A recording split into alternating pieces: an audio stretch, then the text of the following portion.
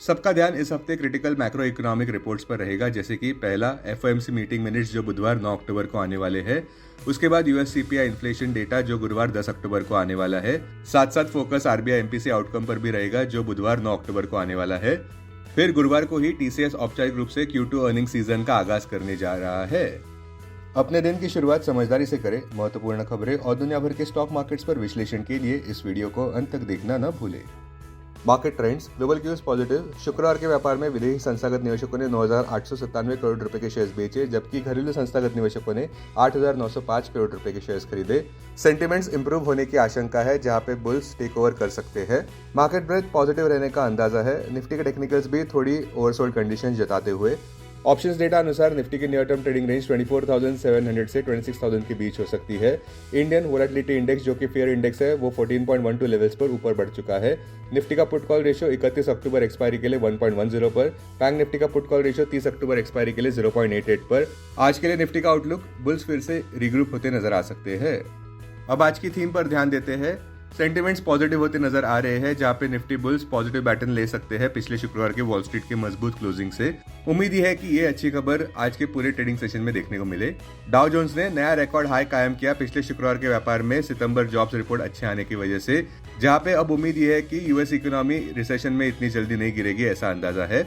US economy ने सितंबर महीने में 2,54,000 नए जॉब्स ऐड किए, जो कि इकोनॉमिक एक्सपेक्टेशन के ज्यादा थे, जहां पे उम्मीद 1,50,000 पोजीशंस की थी। अनएम्प्लॉयमेंट रेट भी 4.1% पर गिरा, जो 4.2% पर था। सीएमई ग्रुप के फेड वॉच टूल के अनुसार फ्यूचर ट्रेडर्स अब ये मानकर चल रहे हैं कि 99% चांस है कि फेडरल रिजर्व 25 बेसिस पॉइंट से अब नवंबर की मीटिंग में रेट कट्स कर सकते हैं। इसलिए सबसे बड़ा सवाल यह है कि क्या मॉर्निंग ऑप्टिमिज्म एक नए बुलिश ट्रेंड की शुरुआत होगा या फिर नी जर्क रिएक्शन ही रहेगा। सबका ध्यान WTI कच्चे तेल के दामों पर रहेगा, जो $74.4 प्रति बैरल पर नजर आए, जो कि पिछले 5 हफ्तों का सर्वोच्च स्तर है, क्योंकि मिडिल ईस्ट में टेंशन बढ़ते ही जा रहे हैं।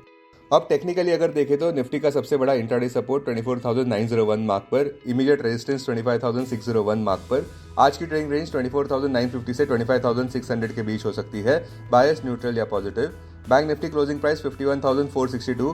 बैंक निफ्टी के लिए सबसे अहम इंट्राडे सपोर्ट 51,101 मार्क पर। बैंक निफ्टी के लिए सबसे बड़ा रेजिस्टेंस 52,601 मार्क पर। बैंक निफ्टी की आज की ट्रेडिंग रेंज 51,000 से 52,100 के बीच हो सकती है, बायस नेगेटिव। ट्रेडिंग थीम अब इस बात के इर्द गिर्द घूमेगी कि क्या फेडरल रिजर्व वाकई में 25 बेसिस पॉइंट से रेट कट करेंगे नवंबर की मीटिंग में।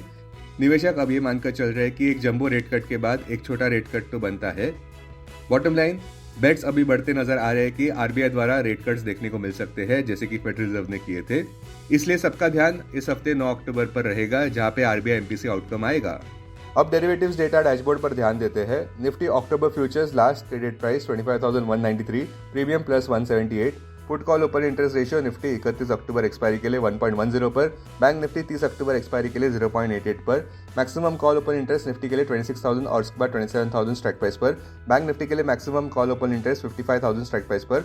Maximum put open interest Nifty के लिए 25,000 और उसके बाद 24,000 स्ट्राइक प्राइस पर। बैंक निफ्टी के लिए maximum put open interest 55,000 strike price पर। Futures one day highest open interest change पर ध्यान देते हैं। लॉन्ग बिल्डअप में Torrent Pharma, Infosys, Exide Industries, Lupin, Coforge. Short covering में Tata Motors, ONGC, Bank of Baroda, Aurobindo Pharma, Ipca Labs. Short buildup में Chambal Fertiliser, MNM Financial, Godrej Properties, MNM, Balkrishna Industries. Long unwinding में Berger Paints, Escorts, Colpal, PVR Inox, Hindustan Copper. आज stocks जो एफएनओ बैन में है वो है Bandhan Bank, Birlasoft, GNFC, Granules, Hindustan Copper, Manappuram, RBL Bank. Investments in security markets are subject to market risk. Read all the related documents carefully before investing. This content is purely for information and educational purpose only and in no way to be considered as an advice or recommendation.